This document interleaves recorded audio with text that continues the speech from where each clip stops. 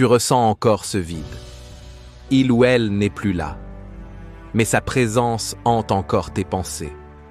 Tu passes peut-être des nuits entières à ressasser ce qui aurait pu être, à rejouer des scènes, à chercher un sens, une réponse, une fermeture que tu n'as jamais reçue.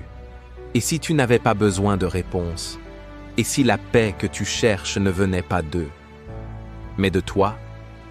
Il y a plus de 2000 ans, un empereur romain écrivait en silence des pensées qui allaient traverser les siècles, des pensées écrites pour lui-même, pour survivre à ses propres tourments, à ses pertes, à ses douleurs. Cet homme, c'est Marc Aurèle, et aujourd'hui, ces mots sont peut-être exactement ce dont tu as besoin pour te libérer. Dans cette vidéo, tu vas découvrir 5 règles stoïciennes pour te détacher émotionnellement de quelqu'un. Non pas pour oublier, mais pour retrouver ton pouvoir intérieur. Règle 1. Ce qui dépend de toi. Marc Aurèle écrivait « Tu as pouvoir sur ton esprit, pas sur les événements extérieurs. Comprends cela, et tu trouveras la force. » La première règle est simple, et pourtant la plus difficile à incarner. Tu ne peux pas contrôler les autres. Tu ne peux pas forcer quelqu'un à t'aimer, à rester, à te respecter, à revenir.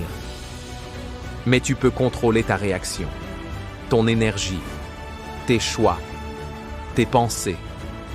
Le stoïcisme nous enseigne à faire la différence entre ce qui dépend de nous et ce qui ne dépend pas de nous. Et quand tu comprends cela profondément, tu reprends le pouvoir. Car tant que tu te bats contre ce que tu ne contrôles pas, tu es prisonnier. Mais quand tu lâches prise sur l'extérieur et que tu recentres ton attention sur l'intérieur, tu redeviens libre. Alors, pose-toi la question. Qu'est-ce qui, en ce moment, est réellement entre tes mains? Et focalise-toi uniquement là-dessus. Règle 2. Épurer tes pensées. La vie d'un homme est ce que ses pensées en font.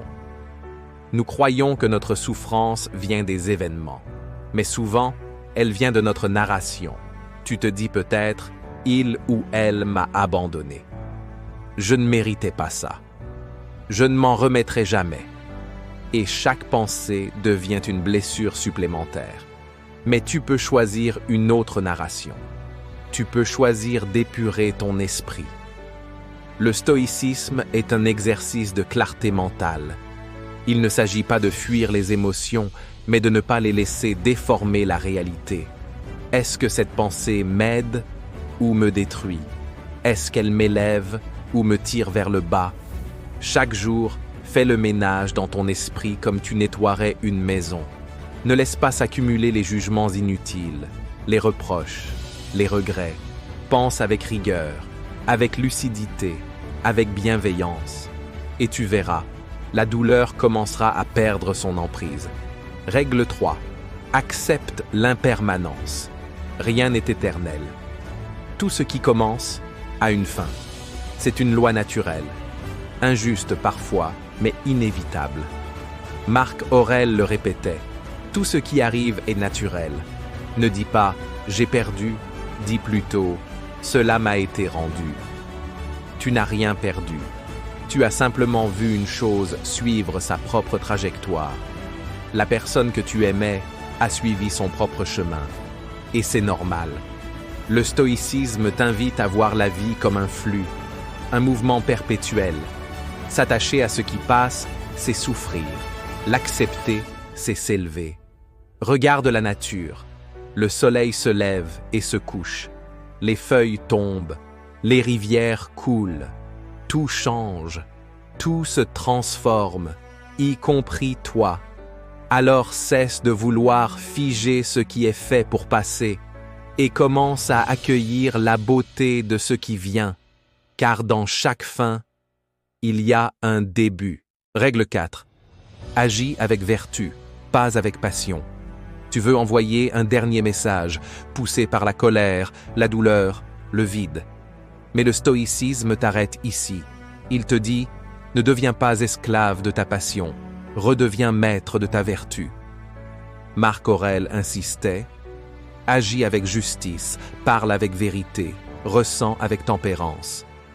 La vertu stoïcienne, c'est agir selon ses valeurs et non selon ses impulsions. Dans le chagrin, dans l'abandon, tu as le choix, répondre avec dignité ou te perdre dans la réaction.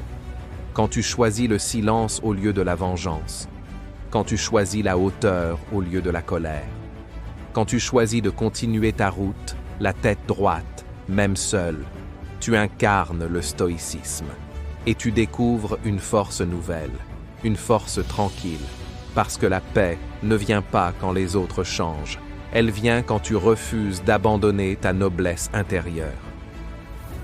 Règle 5. L'indifférence bienveillante.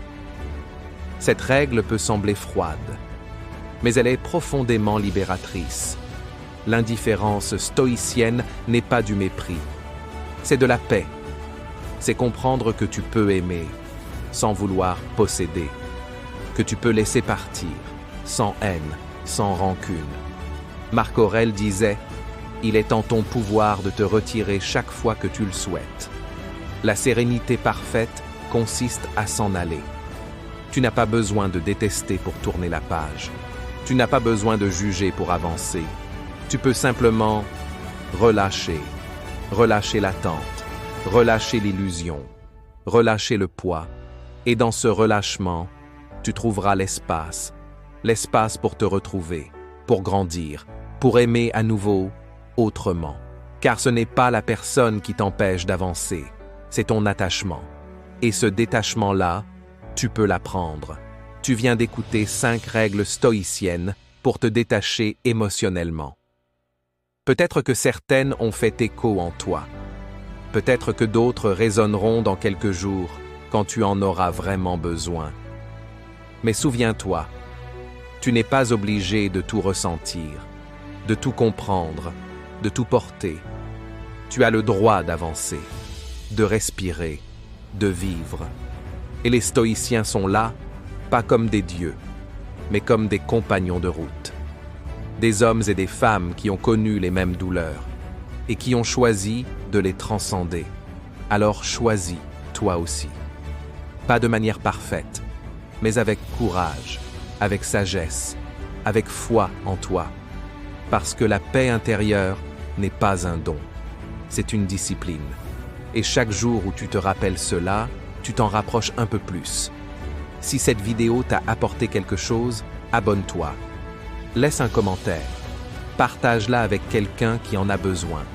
Et surtout, n'oublie pas, le bonheur de ta vie dépend de la qualité de tes pensées